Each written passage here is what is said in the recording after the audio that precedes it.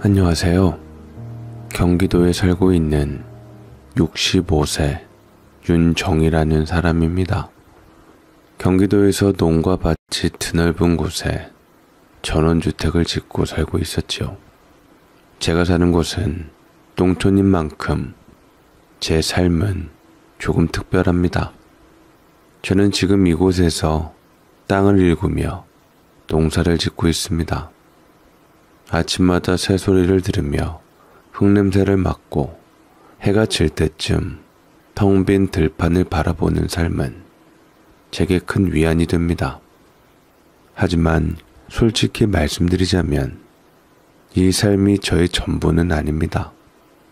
사실 저는 아주 운이 좋아서 서울의 몇 채의 건물을 소유하고 있습니다. 그곳에서 나오는 임대료만으로도 부족함 없이 살 수 있는 형편이지만 그렇다고 농사를 그만둘 생각은 없습니다. 돈으로는 살 수 없는 보람과 땀의 가치를 저는 잘 알고 있기 때문입니다. 이렇게 손으로 흙을 만지고 계절마다 땀 흘리며 수확의 기쁨을 느끼는 지금의 제가 있기까지 사실 쉽지 않은 기간이 있었습니다. 특히나 사돈 간의 갈등이 불씨가 되어 많은 생각과 결정을 하게 된 순간이 떠오릅니다. 아마 제 이야기를 들으면 다소 이해하기 어려운 부분도 있겠지만 이 모든 과정이 지금의 저를 만들어준 밑거름이었다고 생각합니다. 저는 3남 2녀 중 막내로 태어났습니다. 저희 아버지 어머니께서는 농사꾼이셨고 남의 땅을 가지고 농사를 지으신 분들이셨지만 평생 모은 돈으로 내 땅 한번 가져보겠다고 거의 몸져 누울 때쯤에도 땅에 대해서 미련을 못 버리시고 기어코 사셔서 소원 성취를 하셨습니다. 이 땅은 농사를 계속 짓고 있는 정의한테 줄 거다. 정의가 계속 농사 지어서 땅의 가치를 알고 살았으면 좋겠구나. 3남 2녀 중 다들 도시로 떠나고 저만 오롯이 남아서 농사에 임하고 있었습니다. 다른 형제들은 서울에 가서 꿈을 이루겠다며 다들 가버렸는데 저만 농사를 지었던 것은 바로 농사꾼인 남편을 만나서 살았기 때문이었습니다. 저희 남편도 같은 동네 아버지와 같이 농사 짓는 농사꾼의 자식이었습니다. 저와 마찬가지로 형제들 모두 서울로 갔는데 유일하게 아버지 땅 받아 농사 짓는 마음을 품고 있었던 남편이었죠. 남편은 농구를 나와서 아예 농사에 대해서 연구를 하며 좀 더 수확을 잘해서 생산량을 늘리고 좋은 값에 잘 팔 수 있는 경로 또한 개척을 해서 꽤나 능력 있는 사람이었습니다. 우리 남편이지만 키도 훤칠하고 생긴 것도 괜찮고 그런 남편이 눈에 뭐가 씌었던지 저한테 마음이 있어 저를 쫓아다니는 바람에 저도 언니나 오빠 따라 서울 드림을 이루지 못하고 남편 따라 농사 짓는 신세에 이르렀기 때문이었습니다. 그 덕에 남편도 부모님 땅을 다 물려받게 되었고 저도 아버지가 겨우 산 땅을 얼떨결에 물려받게 되면서 우리는 농사를 짓게 되었습니다.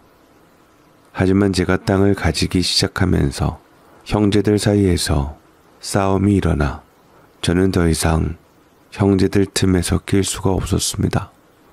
저는 사실 땅 욕심도 그리 많지도 않았고 한평생 소작농으로 일만 하시던 아버지가 유일하게 자식들에게 남기신 재산이니 그걸 팔고 공평하게 나누기를 바랬지만 아버지께서 끝까지 그 땅은 팔지 말라시는 유언으로 인해서 그 땅을 팔지도 못하고 형제들한테 비웃만 사는 농사꾼이 되어버리고 말았습니다. 저도 틈만 나면 떠나고 싶어 했지만 남편은 굳건하게 뚝심으로 농사만을 고집했고 저는 그렇게 자식을 낳고 키우면서 주저하게 되었습니다.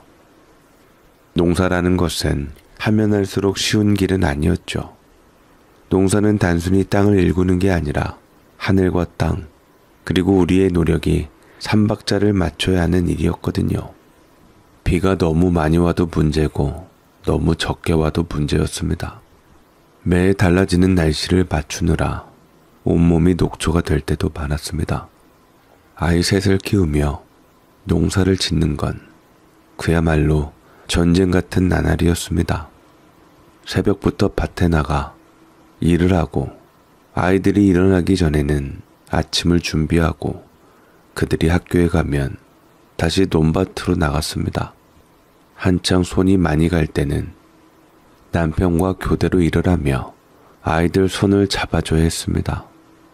비닐하우스에서 허리를 굽히고 일하다가도 엄마하고 아이들 목소리가 들리면 후다닥 뛰어가 상처난 무릎을 감싸주던 기억이 생생합니다. 그렇게 허리 굽어가며 분칠 한번 제대로 못하고 시꺼멓게 타는 동안 언제까지 이렇게 살아야 하나 힘들게 버텨나갔는데 세월은 그야말로 순식간에 지나갔고 나이가 들어보니 어느 순간 알게 되었습니다. 우리가 땀 흘려 지켜온 이 땅이 그 어떤 재산보다 귀중하다는 사실을 말이지요. 땅은 결코 배신하지 않아.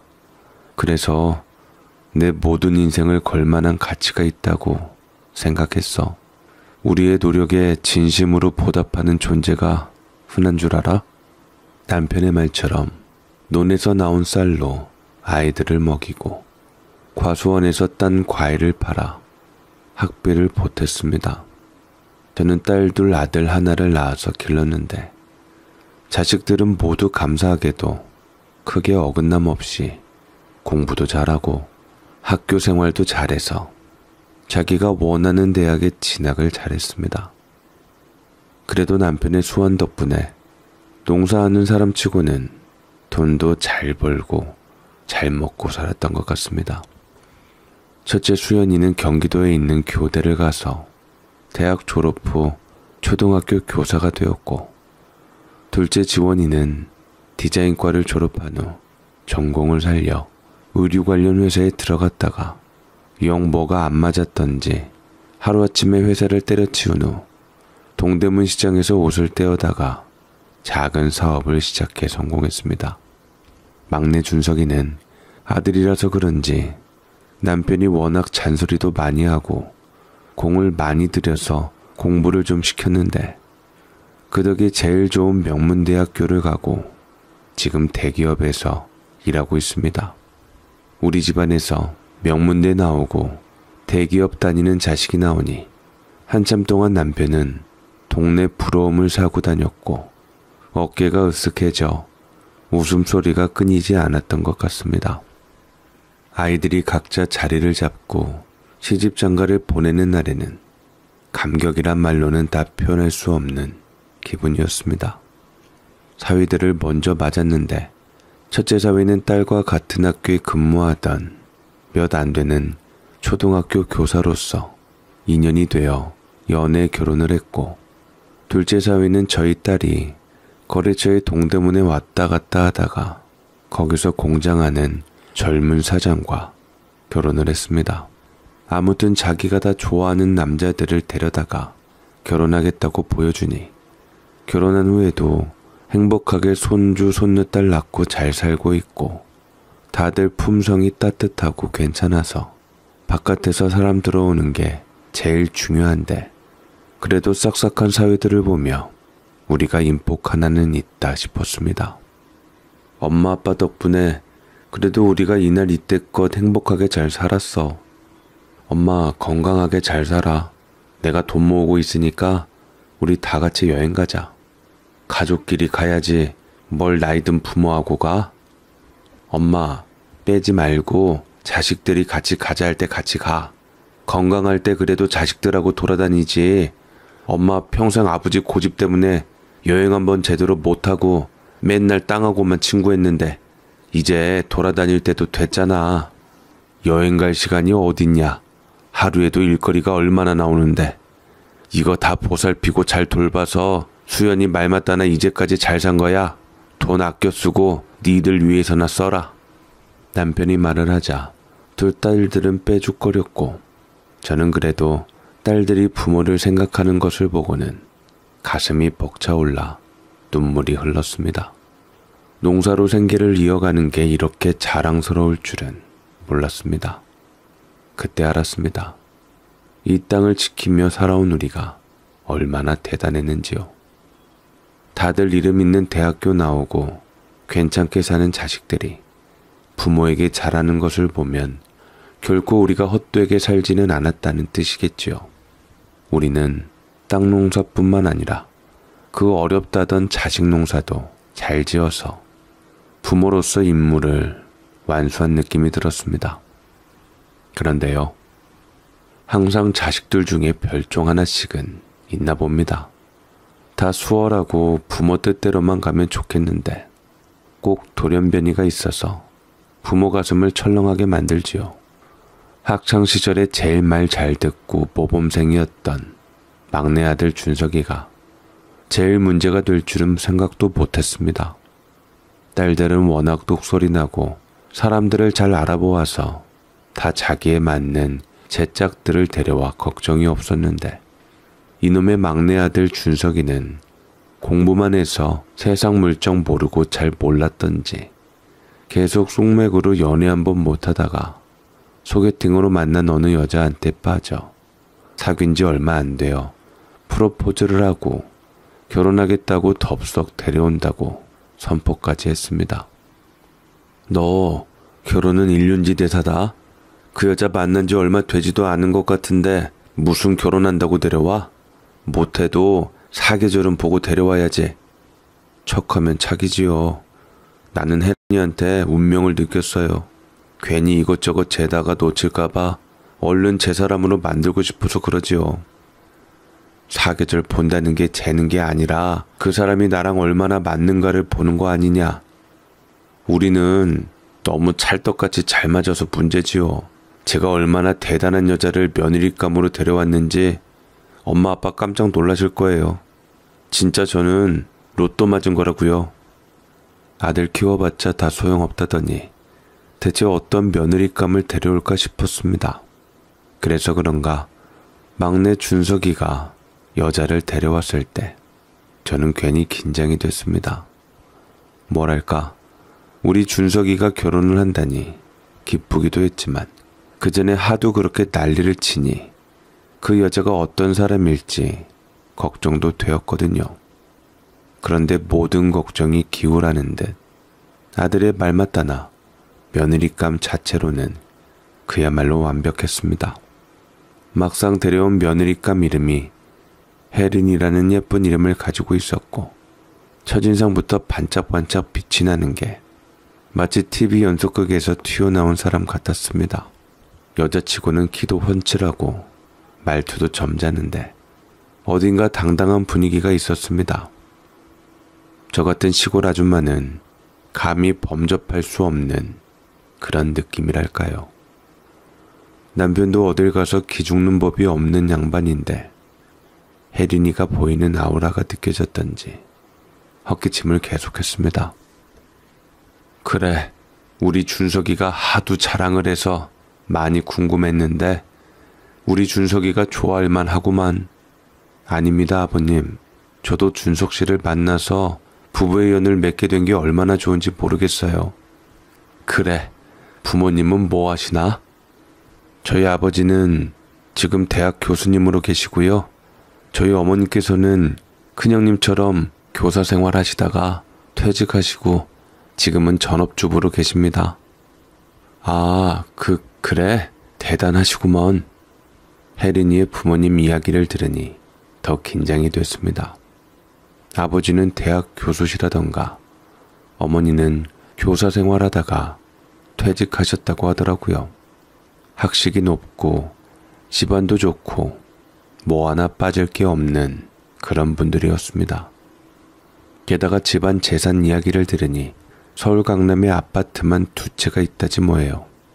그때 당시 저희는 오래된 쓰러져가는 집안채랑 농사 지을 땅이 전부였거든요.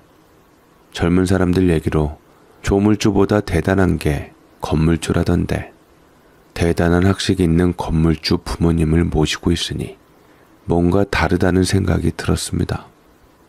솔직히 혜란이의 그 얘기를 듣는 순간 저는 손에 들고 있던 고구마를 떨어뜨릴 뻔했습니다.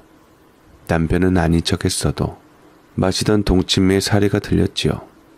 보통 사람들은 욕심낼 만한 집안이기는 했지만 솔직히 저희는 공짜를 바라지 않고 다 같은 부류의 사람들끼리 결혼하는 게 제일 맞다고 생각했습니다. 특히나 남편은 사실 모든 것들이 다 끼리끼리 어울려야지 잘 지내고 크게 어긋남이 없다고 생각하는 사람이었습니다. 물론 우리 준석이가 못난 것은 아니었지만 그래도 혜린이 정도나 되는 며느리감이 결코 끼리끼리 급은 아니었다는 생각이 들었던지 걱정 어린 눈으로 혜린이한테 해벌쭉하고 있는 아들을 보았죠. 혜린이가 돌아간 후 아들은 당연히 저희가 좋아하고 혜린이를 며느리감으로 반길 거라고 생각했지만 저와 남편은 그저 혜린이가 부담스럽기만 했습니다. 아들이 실망할까봐 티는 내지 않았는데 뭐 하나 모자란 며느리도 아니고 대단한 집 여식 며느리라서 반대 하나 하면 아들은 용납하지 않을 것도 같았지요. 그저 잘난 며느리, 잘난 처갓집 때문에 괜히 아들이 기죽어 살까봐 남편이나 저나 정작 걱정이었습니다. 하지만 아들은 어떻게 해서든 결혼을 서두르려고 했고 저희가 결혼 허락을 하든 말든 상관없이 무턱대고 상견례 날짜를 잡았습니다. 일단은 저희는 자식이 좋다 하면 뭐든지 수긍하는 편이었기에 상견례까지 기꺼이 나가게 되었습니다. 그리고 드디어 상견례 날 아침부터 부엌에서 전부 치고 나물 무치며 손발이 떨렸습니다. 남편도 평소엔 툴툴거리며 옷도 대충 입는 사람이 마지막 상견례라고 그날따라 새 와이셔츠를 꺼내 입더니 옷깃을 연신 고쳐 매더라고요. 평소에 남의 시선 잘 의식하지 않는 양반이 계속 거울에서 눈을 떼지 못하고 있었고 허둥지둥하는 것이 보였습니다. 그리고 저 역시 남편이 그러니 덩달아 휩쓸려서 정신이 없는 와중에 있는데 남편은 그제서야 뭔가 자신답지 않다고 여겼던지 겨우 긴장을 누르고 태연한 척을 했습니다. 여보, 나 너무 촌스러워 보이면 어쩌지? 혜린이 부모님은 우리가 농사 짓는 걸 아나 모르겠네? 뭘 걱정해. 우리가 농사를 져서 아이들 셋이나 잘 키웠잖아. 자식들 다 성공적으로 키운 것만 해도 대단한 거야. 제가 물으니 남편은 헛기침을 하며 대답했죠. 분명 방금 전까지만 해도 저랑 같이 허둥지둥했던 남편인데 아닌 척하면서 또 마음을 가다듬으니 속으로 재밌기도 했으나 그건 아주 잠깐이긴 했습니다. 저는 남편의 말에 고개를 끄덕였지만 마음 한켠의 불안은 쉽사리 사라지지 않았습니다. 우리처럼 흙 묻은 삶을 살아온 사람들이 과연 그 학식 높고 도시 세련된 분들과 잘 어울릴 수 있을지 자꾸만 머릿속이 복잡해졌습니다. 상견례 장소로 가는 차 안에서도 손이 식은땀으로 흠뻑 젖었습니다. 오늘은 남편이 운전을 한다 해서 아들은 운전대를 아버지에게 넘겨주고 막내 준석이가 긴장하는 제 옆에서 제 손을 잡아주었습니다. 엄마, 너무 걱정하지 마. 혜린이 부모님 되게 유쾌하신 분들이야. 그래, 좋으신 분들이겠지. 그렇게 많이 배우신 분들인데 인자하고 사람 좋고 하시겠지. 혜린이만 봐도 알겠더라. 진짜 엄마 아들 대단하지 않아? 내가 이제껏 여자를 만나지 못한 건 다 혜린이가 내 운명의 짝이었기 때문일 거야. 뭘 또 자꾸 운명을 들먹여? 그렇잖아. 내가 어떻게 그렇게 대단한 처갓집을 만나고 내 이상형인 혜린이와 결혼을 할 수 있겠어? 네가 뭐가 어디가 어때서 명문대 나왔지, 대기업 다니지, 네 아버지 닮아서 잘생겼지, 너 데려간 혜린이가 로또 맞은 거지. 저는 아들에게 기죽지 말라며 일부러 그리 얘기를 했고 준석이는 배시시 웃으며 제 팔짱을 꼈습니다. 이렇게 애교 많고 착한 아들이 며느리와 잘 지냈으면 하는 바람이었습니다. 하지만 저는 그 후로 아무 말이 잘 들리지 않을 정도로 긴장이 됐습니다. 그리고 남편은 약속한 한정식 집에 도착하게 되었습니다. 청와대에서 많이 왔던 고풍스러운 한식집이라 비싸기로 유명한 집인데 이곳에서 상견례를 하는 것도 사실상 부담스러웠습니다. 얼추 보니까 한 끼에 몇십만 원 하던데 우리가 돈 낼 거 아니고 자식들 주머니 속에서 빠져나간다 하지만 자식 돈은 더 귀한 법이니 이런 것마저 신경이 쓰였습니다. 아이고 안녕하세요. 사돈 어르신들 오셨습니까? 반갑습니다. 제 이름은 황강훈이라고 하고 우리 딸 황혜린이 애비 되는 사람입니다. 아, 예, 반갑습니다. 문준석 애비 되는 문민호라고 합니다. 남편은 드디어 마주한 혜린이 아버지와 서로 악수를 했고 그 곁에 안사돈 되실 분은 환하게 웃으며 제게 인사를 했습니다. 안사돈은 저보다 몇 살 더 많아 보이셨지만 세련된 옷차림과 품위 있는 말투에서 남다른 여유가 느껴졌습니다. 아이고, 이렇게 먼 길 오시느라 고생 많으셨습니다. 문준석 애미 되는 윤정희입니다. 제가 어색하게 말을 꺼내자 안사돈 대신 바깥사돈이 부드럽게 웃으며 말씀하셨습니다. 저희가 더 감사하지요. 이렇게 훌륭한 아드님을 만나게 되다니요. 준석군 참 멋지더군요. 그 한마디에 저는 그제야 숨을 좀 돌렸습니다. 하지만 그 순간부터 또 다른 긴장감이 스며들었습니다. 이제 시작이다. 이 상견례가 잘 끝나야 할 텐데 하는 마음으로 말이죠. 그날 저녁 결혼에 대해서 얘기를 시작했는데 금방 화제가 여태 살아온 세월에 대해서 초점이 맞춰져 상견례 테이블에선 서로 다른 세상이 부딪히는 듯한 묘한 긴장감이 흐르는 동시에 그 속에서도 웃음꽃이 피어났습니다. 사돈들이 준석이 어릴 적 이야기를 듣고 크게 웃으셨을 때 저는 조금이나마 마음이 풀렸습니다. 그래도 속으로는 계속 기도했죠. 제발 아무 문제 없이 잘 끝나게 해주세요. 라고요. 하지만 상견례에서 흘린 땀방울이 단순히 긴장 때문만은 아니었다는 걸 저는 그날 이후로 알게 되었습니다. 진짜 이야기는 그때부터 시작이었으니까 말이죠. 처음의 시작은 대수롭지 않은 얘기였습니다.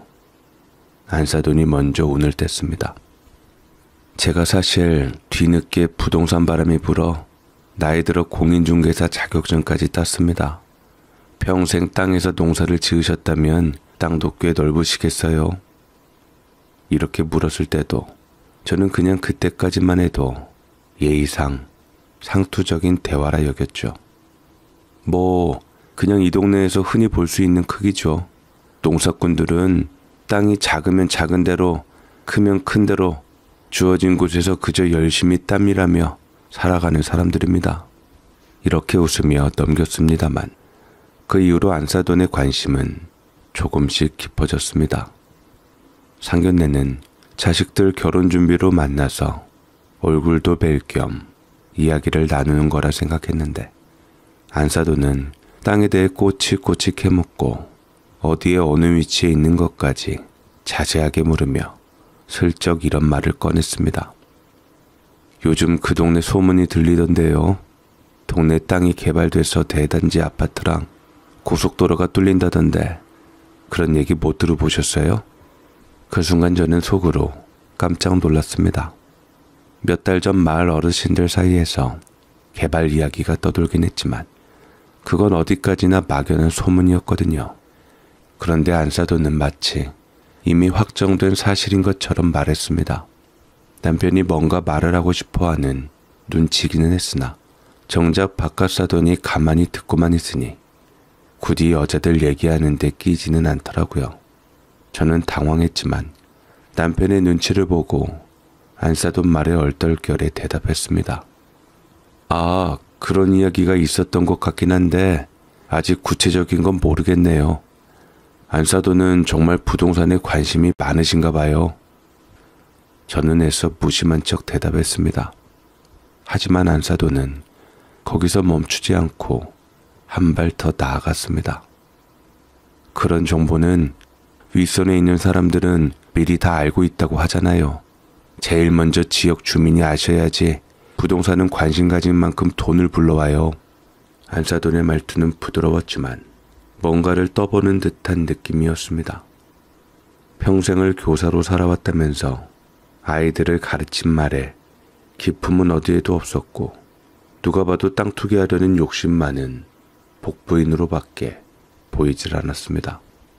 그 순간 저는 본능적으로 이분이 단순히 관심만 가진 게 아니라 분명 뭔가 꿍꿍이가 있다는 걸 직감했습니다. 그렇게 상견례가 껄쩍지근하게 끝났고 그 후로 안사돈은 언제 한번 땅을 보고 싶다면서 사전에 약속도 없이 지나가던 길에 들렀다면서 은근히 땅을 보고 싶다며 사사건건 우리 땅에 대해 물었습니다. 아이고, 여기가 그 유명한 안사돈 땅이군요. 참 넓고 평탄하네요. 보기만 해도 마음이 탁 트이는 것 같아요. 아닙니다. 땅이 다 그렇지요 뭘. 그 땅은 어떤 작물을 주로 심으세요? 작물만 심기 아까운 땅이에요. 위치적으로 이 근처는 도로도 잘 뚫려 있고 입지가 참 좋아요. 그렇죠? 은근슬쩍 이야기를 꺼내곤 했습니다. 처음엔 그냥 지나가는 말이라 생각했지만 어느 날 안사돈이 직접 저희 밭 근처로 찾아온 일을 겪고 나서부터는 단순한 호기심이 아니라는 확신이 들었습니다. 그리고선 안사돈은 손을 허리에 얹고 땅을 한참 둘러보았습니다. 마치 부동산 중개업자가 매물을 보러 온 것 같은 눈빛이라 부담스러웠습니다. 남편 역시 일하느라 그 자리에 저와 함께 있었고 아직 자식들 결혼도 하지 않았는데 선 넘는 안사돈의 행동이라 생각했던지 화가 났고 아무래도 이 결혼 좀 불안하다며 씁쓸하게 말했습니다. 그것으로 인해서 거기 사돈들 이상하다며 아들에게 결혼을 안 하고 다른 여자 만나보라는 말 때문에 결혼 전에 아들하고 참 많이 싸웠습니다. 감정이 상해서 결혼식 당일날 안 가겠다고 유치함을 부리는 남편을 겨우 설득해서 데리고 나갔고 저는 한복을 차려입고 그 뒤를 따라 나섰습니다. 남편이나 저나 아들이 준비한 결혼식장 안에서 화장을 마치고 손님들을 맞기 위해 두런두런거렸는데 결혼식 전에 웃으면서 사진을 찍던 막내 준석이의 결혼식 날에 한켠에서는 여전히 마음이 무거운 것이 사실이었습니다. 첫째 수연이와 둘째 지원이의 결혼식 때는 그런 걱정이 없었거든요. 그저 서로 축하하고 기뻐하는 자리였을 뿐 특히나 뒤늦게 나타난 사돈들 사이에 불편한 기운이 느껴진 적은 없었습니다. 그렇게 묘한 긴장감과 조금은 껄끄러운 마음을 품고 저는 여러 생각에 잠긴 채 막내 아들의 결혼식을 마쳤습니다.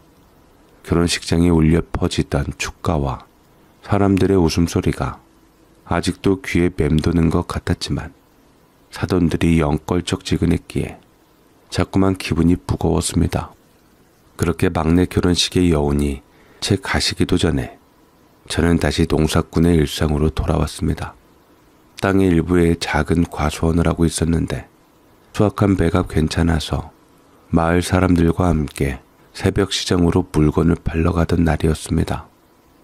막 해가 뜨기 전에 어스름한 시간, 손수레에 과일 상자를 싣고 가며 이웃들과 이런저런 이야기를 나누었습니다. 농사꾼들이 하는 얘기란 참으로 뻔하지요. 여느 때처럼 농작물 값이 오르내리는 이야기를 나누던 중 들려오는 낯익은 목소리에 귀가 쏠렸습니다. 어머, 안녕하세요 안사돈. 세상에 여기서 다 마주치네. 애들 결혼식 이후로 얼굴 한번 따로 뵙고 싶었는데 이리 마주하네요. 그 목소리의 주인공은 다름 아닌 혜린이 어머니 안사돈이었습니다. 이곳 시장은 저희 농사 짓는 사람들이 물건을 대답하려고 자주 찾는 곳이었는데 어쩐 일인지 안사돈이 시장을 둘러보다가 만났다는 것이지요. 그러다 평소 언니 동생 하던 단골 건어물 상인이 눈짓으로 안사돈을 경계를 했고 안사돈이 딴 데 신경 쓸 때 눈치를 주며 슬쩍 귓속말로 우리 땅에 대해 묻고 다닌다는 이야기를 해주었던 탓에 안사돈의 행동은 금세 제 귀에 들어왔습니다. 평소에는 세련된 도시 아줌마의 모습만 보이던 분이 시장 사람들에게 어색한 웃음을 지으며 끈질기게 제 땅에 대해 질문을 던지고 있었던 겁니다. 그렇다고 또 마땅히 숨기고 있는 것 같지도 않았어요. 대놓고 아예 말을 하기도 하더라고요. 안사돈 땅이 그렇게 명당이라면서요? 보니까 시장 내 마을에서도 소문이 자자하네요. 아파트가 들어서면 가치가 몇 배로 뛸 것 같은데 세상에 무슨 복이 많으셔서 그 명당을 소유하셨어요?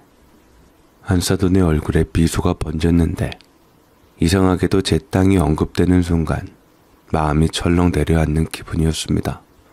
대체 왜 사돈의 땅이 그리 관심이 많은 건지 어디까지 파헤치려는 건지 알 수가 없었습니다.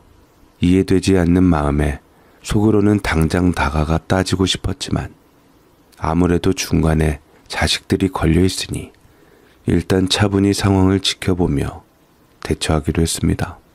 안사돈은 계속 제 땅에 찝쩍거리다가 시간을 보며 다행히 볼 일이 있었던지 유유히 사라졌고 그제서야 졸인 마음을 푸는 제게 이웃 어르신이 다가와 물었습니다.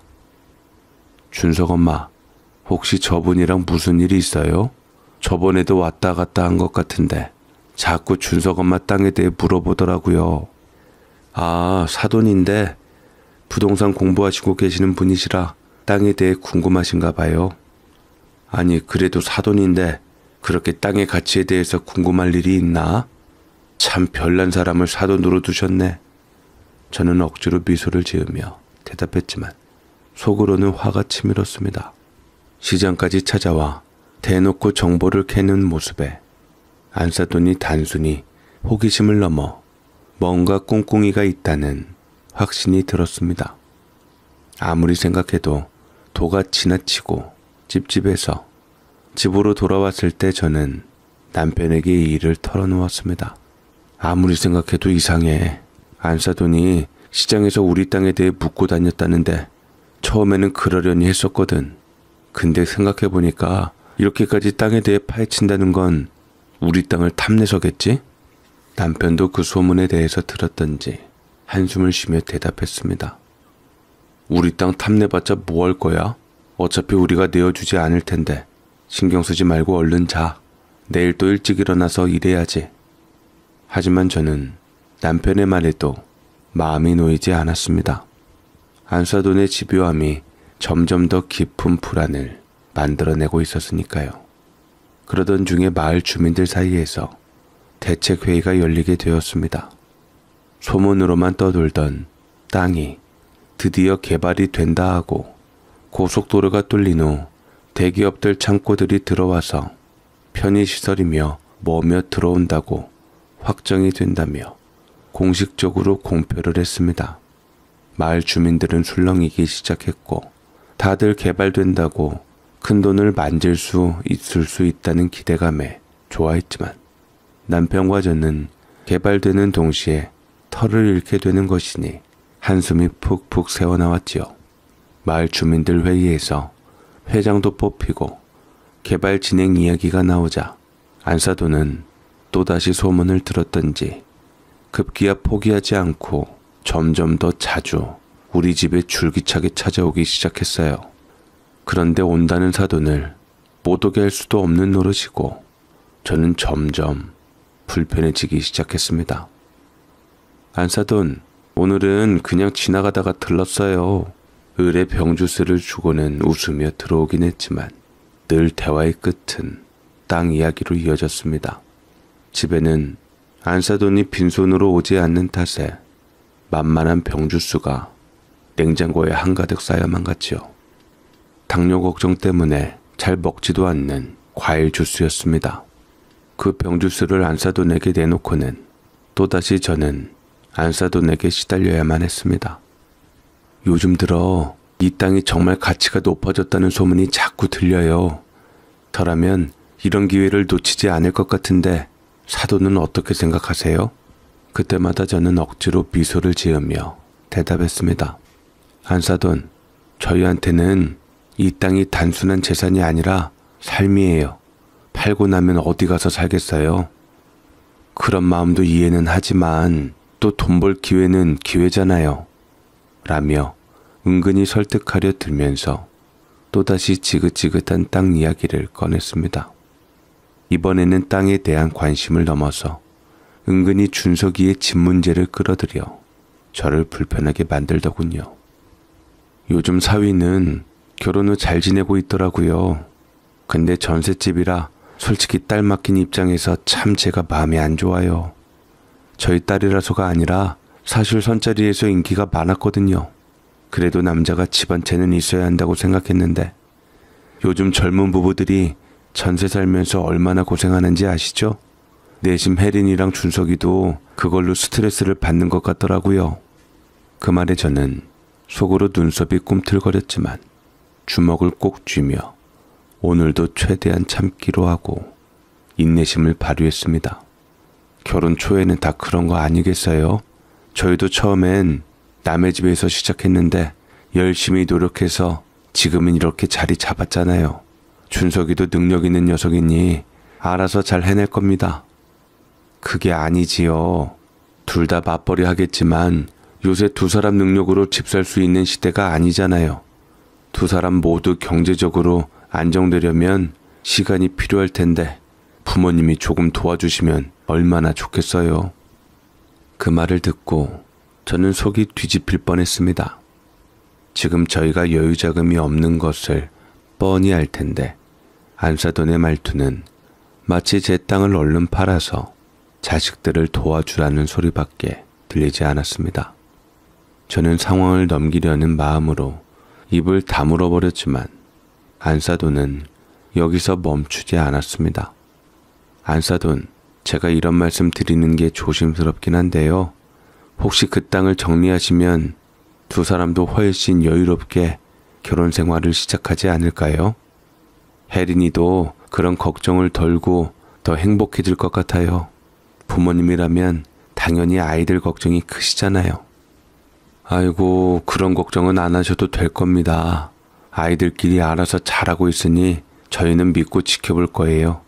안사돈의 말은 부드러웠지만 그 안에 담긴 의도는 너무나도 분명했습니다. 검은 속내를 본격적으로 드러내는 순간이었지요.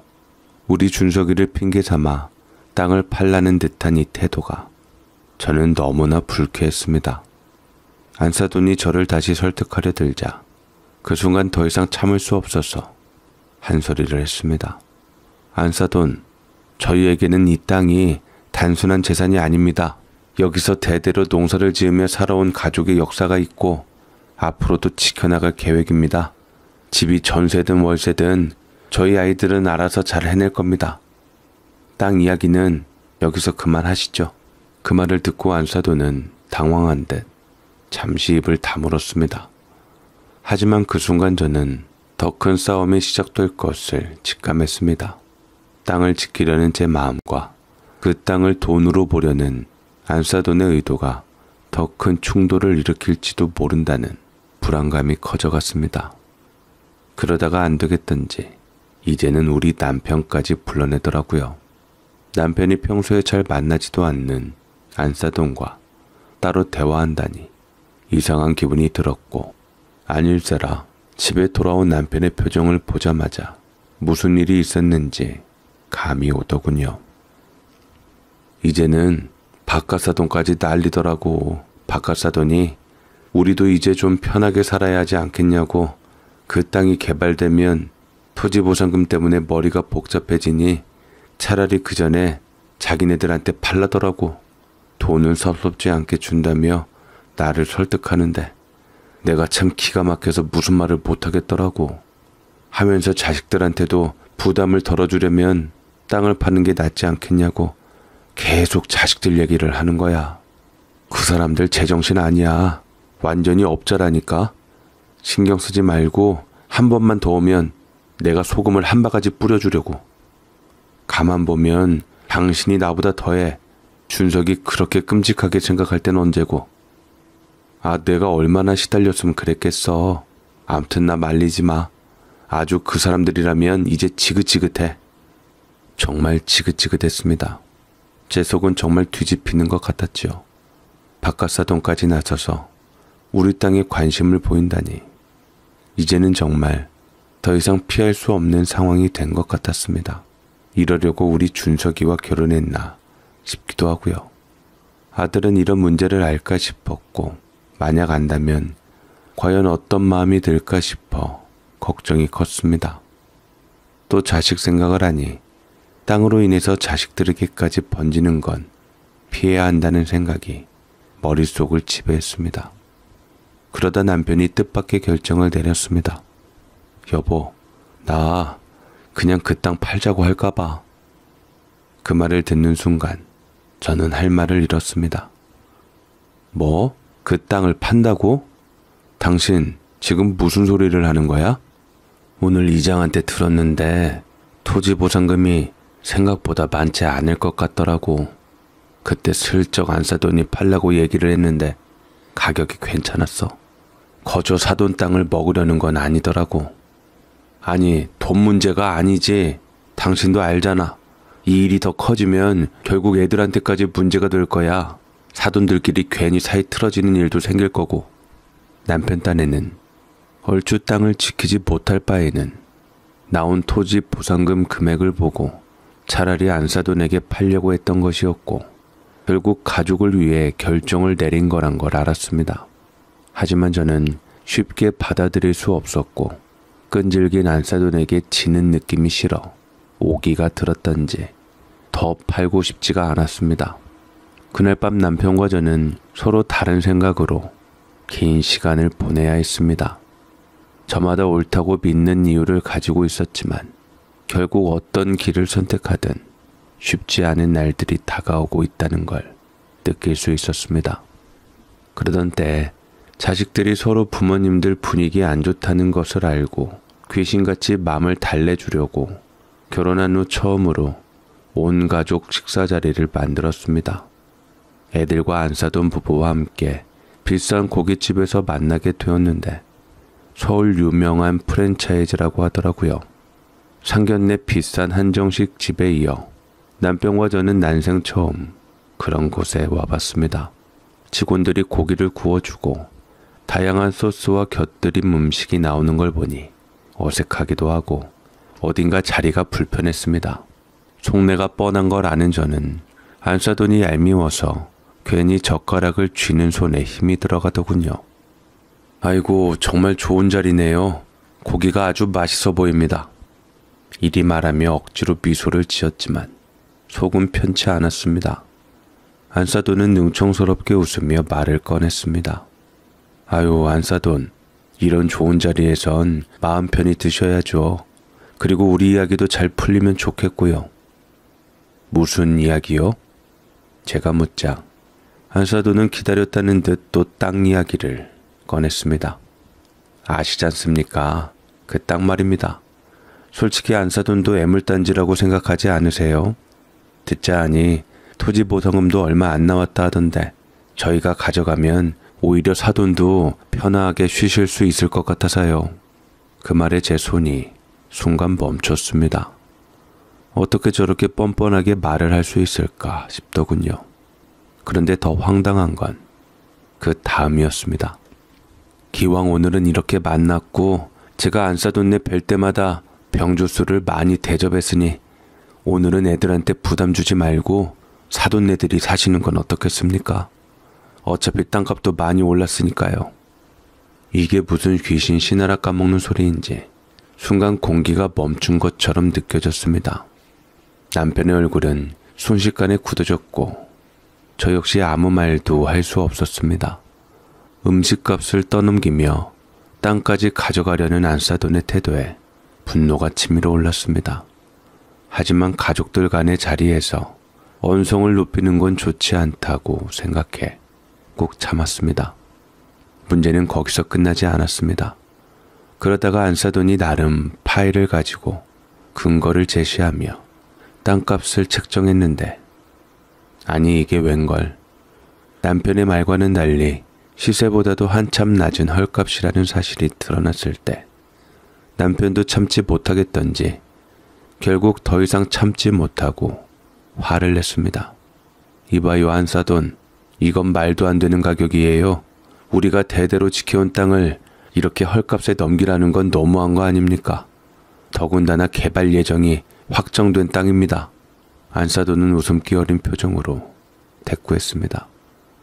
아니, 토지 보상금 금액 보았는데 생각보다 가격이 낮은 것을 보아하니 그리 좋은 호재는 아닌 것 같더라고요. 그래도 제가 공들인 게 있어서 포기하기에는 아쉬워서 이렇게 측정해서 제안 드리는 겁니다. 제가 대학에서 대학생들 가리키는 직업인데 경우 없기야 하겠습니까? 애엄마랑 이것저것 알아보고 나름 결정한 금액입니다. 저희가 남도 아니고 가족인데 그렇게 돈도 나실 것까지야 없지 않겠습니까? 글쎄요, 아무리 봐도 이건 아닌데요. 이건 아무리 봐도 가족끼리 예의도 아니고 경우도 아닌 게 맞는 것 같습니다. 더 준다 해도 껄끄러운 상황인데 저희가 팔겠다고 한 것도 아니고 안사돈이 팔라고 했으면 제 값은 주셔야지 사돈내외들답지 않은 짓을 하셨습니다.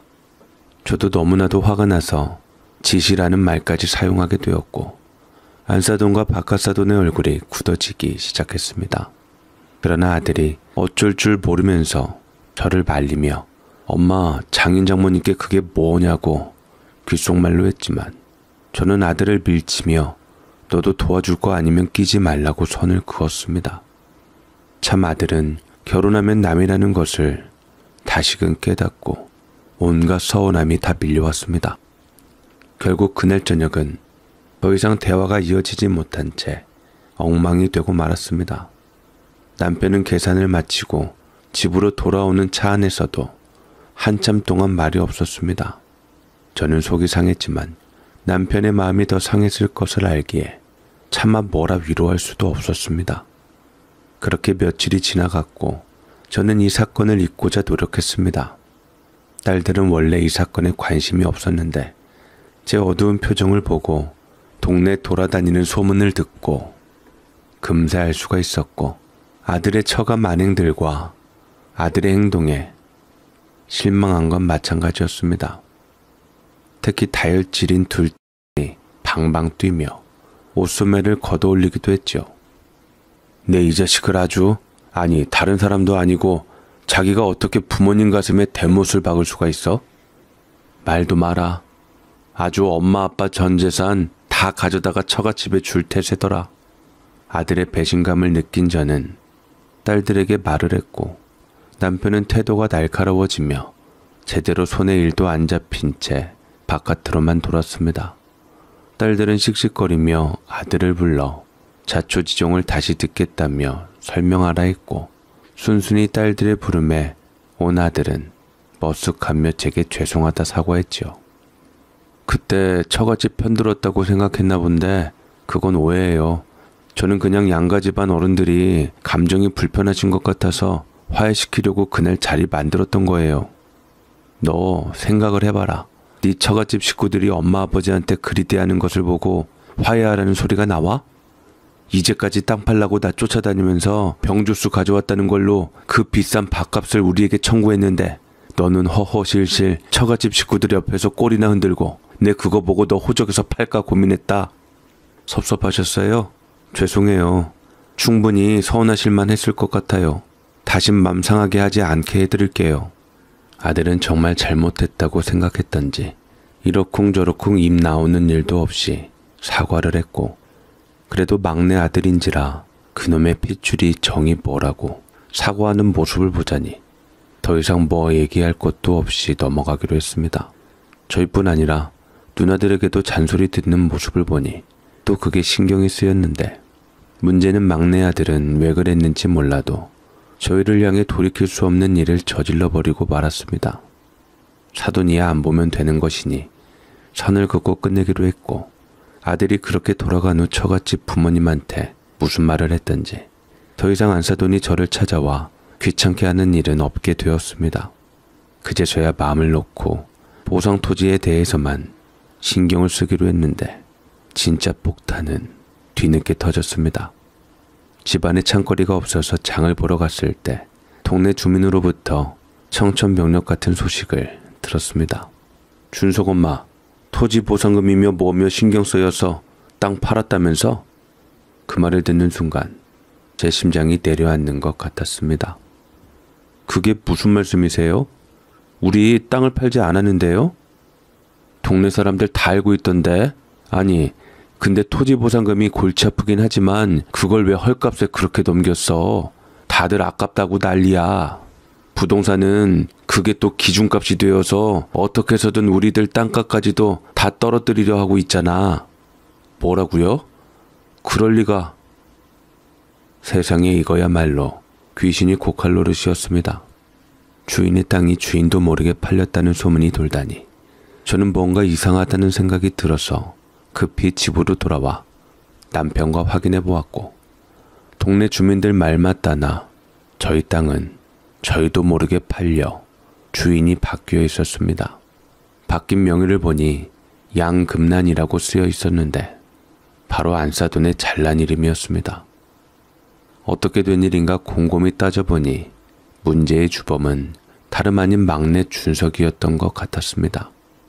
저번 날 집에 한번 왔을 때 저희들 앞에서는 진심으로 사과하는 척하면서 뒤로는 처갓집 식구들에게 남편의 인감도장을 몰래 건네주고 땅을 팔아버린 것이었습니다. 세상에 믿을 수 없는 것이 자식이라더니 어떻게 아무리 지색시가 좋고 처갓집이 좋다고 해도 다른 사람도 아니고 자식이 부모가 평생 삶의 터전의 의미를 갖고 있는 땅을 지멋대로 팔다니 절대로 용서할 수가 없는 일이었습니다. 그 사실을 한 남편은 얼굴이 새빨개져 화를 내며 쓰러지기 일보 직전이었고 2시간에 걸쳐 운전해서 준석이네 집까지 찾아가게 되었습니다.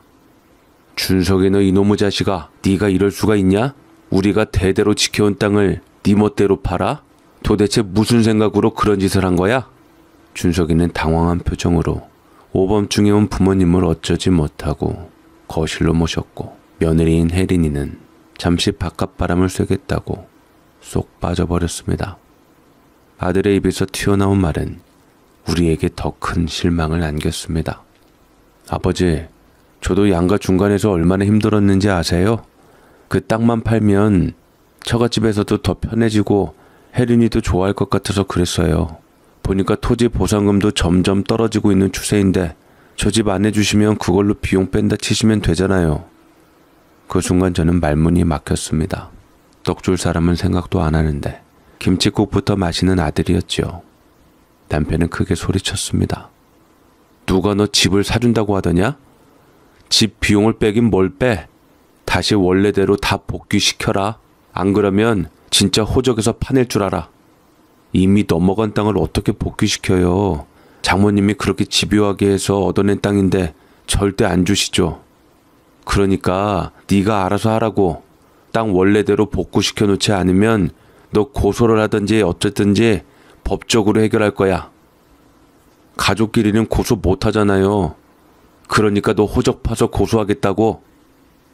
아들은 어이없어하며 마음대로 하시라고 하고 집에서 나가버렸고, 우리 가족은 그 어떤 날보다 큰 충격과 슬픔 속에 빠졌습니다. 자식의 행동이 결국 가족의 신뢰를 뒤흔들고 말았던 것입니다. 앞으로 이 상황을 어떻게 풀어가야 할지 막막함과 분노가 가슴을 가득 채웠습니다. 남편은 준석이가 그렇게 나가고 나서 충격이 상당했던지 뒤늦게 얼굴이 하얗게 질리며 뒷목을 잡았습니다. 남편의 손은 심하게 떨렸고 갑자기 뒷목을 붙잡더니 몸이 기울며 쓰러졌습니다. 저는 소스라치게 놀라 소리쳤습니다. 민호씨, 여보, 정신 차려요. 남편은 급히 119에 신고해 병원으로 실려갔고, 다행히 큰 위험은 피했지만 남편의 얼굴은 충격과 분노로 여전히 굳어 있었습니다. 의사는 스트레스와 과도한 혈압 상승이 원인이라고 했습니다. 하지만 남편의 가슴속 깊은 상처는 약으로도 치료되지 않을 듯 보였습니다. 병원에서 돌아온 뒤 저는 도저히 이대로 있을 수 없었습니다. 안사돈이 도장을 받아 땅 계약을 강행한 사실이 밝혀졌으니 그들과 대화를 나누어 해결해야 한다고 생각했습니다. 저는 안사돈에게 전화를 걸어 직접 만날 약속을 잡았습니다. 약속 장소에 도착하니 안사돈은 마치 기다렸다는 듯 태연하게 자리에 앉아 있었습니다. 저는 속이 끓어올랐지만 최대한 차분하게 말을 꺼냈습니다. 안사돈, 이번 일은 정말 너무하신 거 아닙니까? 우리 땅을 이렇게 가져가시면 안 됩니다. 계약 취소하시고 돌려주세요. 하지만 안사돈은 느긋하게 차를 한 모금 마시며 비웃는 듯한 표정을 지었습니다. 계약은 이미 끝났습니다. 법적으로도 하자없고 도장도 다 받았잖아요. 뭘 더 바라시는 겁니까? 그 도장은 우리 준석이가 몰래 가져다 쓴 겁니다. 이건 정당한 거래가 아니에요. 가족끼리 이런 식으로 하면 안 되죠. 그 태도에 제 속이 뒤집혔고 당장이라도 머리채를 잡고 싶은 감정이 올라왔으나 마지막 한 번만 더 참기로 했습니다. 그러자 안사돈은 고개를 젖히며 냉소적인 웃음을 지었습니다. 그건 윤정희 씨 아들 문제 아닙니까? 자식 교육을 제대로 못 시키신 건데 왜 저희를 탓하시는지 모르겠네요. 우리 혜린이 같은 딸이었으면 이런 일은 없었을 텐데요. 사돈한테 막가자는 건지 윤정희 씨 아들이라는 말을 언급했고 그 말을 듣는 순간 가슴속 깊은 곳에서 분노가 터져나왔고 저도 모르게 앞에 있는 문을 확 끼얹어 버렸습니다. 악하는 비명소리가 터져나왔고 안사돈이 이게 무슨 무식한 짓이냐며 저를 노려보고 악을 쓰더라고요. 그러거나 말거나 저는 주먹을 꼭 쥐며 소리쳤습니다. 안사돈, 저는 이 문제를 꼭 바로잡을 겁니다. 우리가 이렇게 속고 당하고 있을 것 같으세요? 계약이니 뭐니 하셨지만 우리 땅을 이렇게 빼앗아가는 건 절대로 그냥 넘어갈 수 없어요. 하지만 안사돈은 씩씩거리다가 이내 제 분에 찬 얼굴을 보고 승리의 느낌이 났는지 되받아쳤습니다. 그쪽 마음은 이해합니다만 이미 끝난 일입니다. 다시 생각해 보시고 괜한 소모적인 싸움은 하지 않으시는 게 좋을 겁니다. 그 말을 남기고 유유히 떠나는 안사돈의 뒷모습을 보며 저는 손을 꼭 쥐고 이를 악물었습니다. 이대로 물러설 수는 없다는 생각이 들었습니다. 남편의 상처, 우리 가족의 자존심, 그리고 무엇보다 대대로 지켜온 이 땅을 지키기 위해 싸워야 한다는 결심이 마음속 깊이 자리 잡았습니다. 저는 마음속으로 다짐하며 굳은 의지를 되새겼습니다. 그래도 다행히 남편은 큰 이상은 없기는 했습니다. 일시적인 충격 때문에 온 쇼크라고 하니 저는 남편이 낳는 대로 바로 법정 소송에 들어가기로 하고 똑똑한 딸들을 통해 변호사를 알아보러 다녔습니다. 딸들은 당장 달려가서 막내 동생을 처단하고자 데리고 왔고 지 아버지 병상에 누워 고생하는 모습을 보며 준석이는 드디어 자신이 저지른 잘못의 무게를 깨닫게 되었습니다. 딸들은 특유의 말발로 아버지가 너 때문에 쓰러져 위독하다는 듯 말을 했고 준석이는 그래도 마냥 부모를 등질 생각을 하진 않았던지 남편이 죽을지도 모른다는 얘기에 사색이 되었습니다. 처음에는 단순히 처갓집 식구들에게 잘 보이기 위해 땅을 팔아 넘기는 것이 가볍게 해결될 문제라고 생각했지만 아버지가 뒷목을 잡고 쓰러지시고 어머니가 속을 끓이며 고군분투하는 모습을 보며 후회의 파도가 몰려왔던 듯 남편을 부여잡고 오열했습니다. 아버지, 제가 잘못했어요. 정말 미안해요. 제가 어떻게 해서든 돌려놓을 테니까 제발 돌아가시지만 마세요. 너 그 말 지키는 거다. 어떻게 해서든 네가 다 돌려놔야 돼. 알겠어? 안 그러면 너 정말 큰일 나는 거야. 더 이상 일 키우지 않으려면 네가 벌인 일, 네가 수습하는 수밖에 없어. 그래, 준석아. 잘 한번 해결을 봐. 아버지 어머니 평생 농사 지은 땅 네 처갓집 식구들에게 헐값에 뺏긴다는 게 말이 되니? 사람은 실수할 수도 있으니 너무 자책하지 말고 땅만 원래대로 돌려놔. 알았지? 그렇게 준석이는 울면서 끄덕이며 집으로 돌아와 고개를 들지 못한 채 울먹였습니다. 하지만 저는 그 말을 들으면서도 쉽사리 용서할 수 없었고 배신감이 남달랐습니다. 준석아, 네가 한 일이 얼마나 큰 잘못인지 정말 알고 하는 말이니? 네 아버지가 이렇게 된 이유를 정말 네가 모른단 말이야? 준석이는 저를 붙잡고 흐느끼며 말했습니다. 이젠 알아요, 엄마. 이제라도 제가 잘못을 바로 잡을게요. 꼭 그 땅을 되찾아오겠습니다. 그 후로 준석이는 자신의 행동을 바로잡기 위해 모든 노력을 쏟아붓기 시작했습니다. 먼저 땅 거래 당시의 상황을 입증하기 위해 증거를 모으기 시작했죠. 집안의 CCTV 기록을 뒤지고 그날 처갓집에 가져갔던 인감도장이 사용된 흔적을 찾아 증거를 수집했습니다. 그리고 땅 계약 과정에서 자신이 강제로 끼워 넣어진 상황을 설명하며 법적 조치를 준비했습니다. 처음에는 모든 것이 막막했지만 준석이는 포기하지 않았습니다. 밤낮으로 변호사를 만나고 관련 서류를 정리하며 점점 계약 취소를 위한 기반을 다져갔습니다. 그러던 중 결정적인 증거가 나왔습니다. 처갓집 식구들이 준석이에게 계약을 강요하며 다그치던 통화 녹음 파일이었습니다.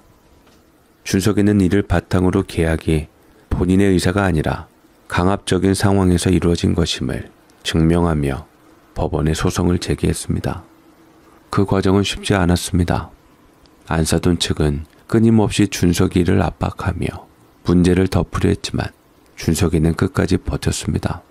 결국 법적으로 계약은 취소되었습니다. 우리 땅은 다시 우리 가족의 품으로 돌아왔습니다.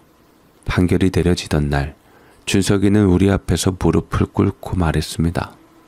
준석이가 땅을 되찾아왔다는 소리를 듣고 남편은 병상에서 바로 일어나 씻은 듯이 나은 듯 했고 준석이는 그 모습을 보며 남편을 얼싸안았습니다. 엄마, 아버지, 정말 죄송합니다. 제가 어리석었어요. 제 욕심이 가족에게 이렇게 큰 상처를 줄 몰랐어요. 남편은 그런 아들을 어린아이처럼 토닥이듯 하면서 한동안 말없이 준석이를 바라보더니 무겁게 한숨을 쉬며 말했습니다. 너도 많이 배웠을 거다. 하지만 준석아, 이번 일은 네가 반드시 책임져야 할 부분이 많다. 그렇게 저희는 아들을 되찾았지만 처갓집에서는 준석이를 집에서 내쫓아 버렸습니다. 안사돈은 준석이를 향해 사위 자격도 없다며 우리 집안에서 당장 나가라며 딸에게 이혼을 종용한 뒤 차갑게 외면했습니다.